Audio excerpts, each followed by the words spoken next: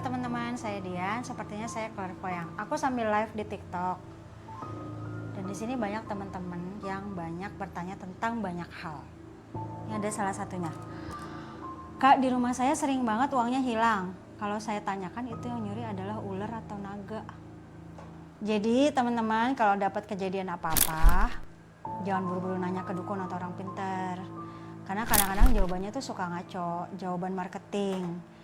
Yang akhirnya bikin kita terus-terusan balik ke dukun itu. Emang gitu strategi marketingnya. Jadi kalau misalnya kayak ada uangku kok hilang terus-terusan ya, apa segala macam, coba cari tahu dulu, siapa tahu ada makhluk nyata, makhluk hidup yang mencuri. Amit-amit. Kak, kalau pelet tuh bisa balik lagi enggak ke yang ngirimnya enggak, Kak?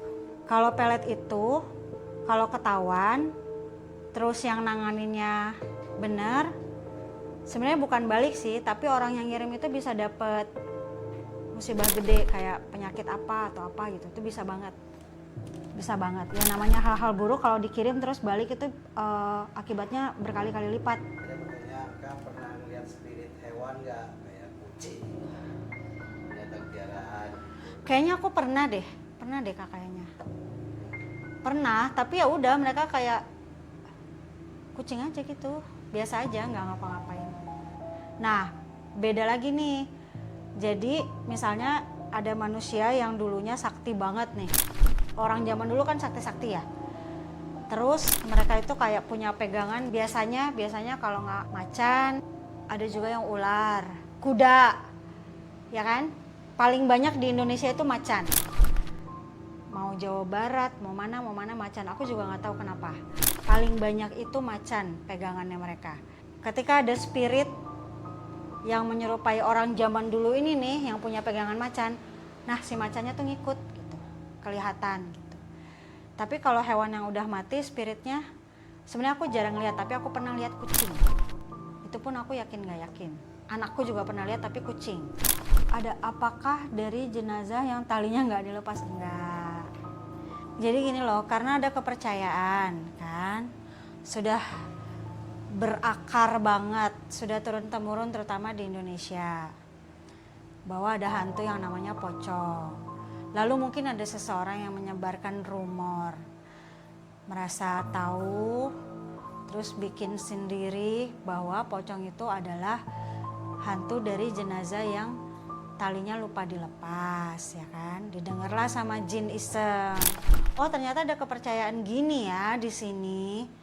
Dibikinlah beneran kayak gitu supaya kita makin percaya, dan kita lupa bahwa orang yang sudah meninggal itu rohnya ya udah nggak kemana-mana, tidak akan gentayangan kecuali ada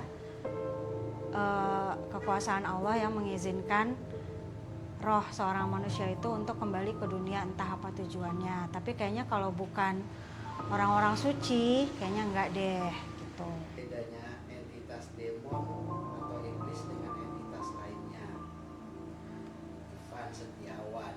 Mas Ivan, setahu aku iblis itu adalah wujud awal ciptaan Tuhan yang awalnya banget itu diusir dari surga. Yang bentuknya itu ada tanduknya, ekornya ada kayak panahnya. Itu bentuk aslinya. Kemudian mereka juga beranak pinak. Mereka membesarkan koloninya, lalu tersebar di mana-mana. Tugasnya satu, menyesatkan manusia. Jadi kalau yang udah receh-receh kayak di jalan-jalan, ya itu sebenarnya iblis-iblis yang jin-jin, turunan iblis-iblis yang meniru-niru meniru wujud manusia yang sudah meninggal untuk menyesatkan kita.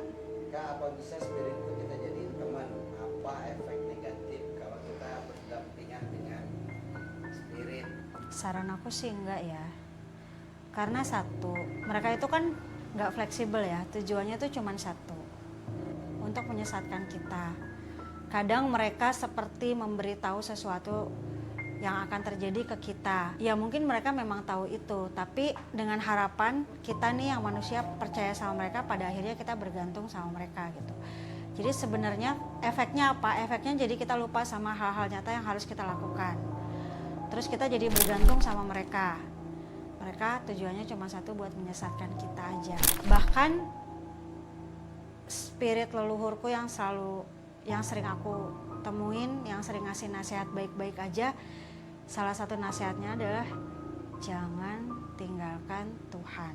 Jadi aku tidak pernah bergantung sama mereka. Kalau kita sering sakit terus ada yang bilang ganti nama aja, itu benar nggak? Sebenarnya ini logikaku ya, kalau misalnya kita amit-amit sering sakit-sakitan, terus ada yang bilang ganti nama biar nggak sakit-sakit lagi, itu sebenarnya akan jadi suges nggak sih gitu dari diri kita sendiri. Oh, gue udah ganti nama terus gue jadi nggak sakit lagi, dan itu adalah bentuknya suges. Tapi sebenarnya gini teman-teman, kalau punya anak kasih nama yang baik, karena itu jadi doa. Kalau itu benar, nama jadi doa itu benar. Gora,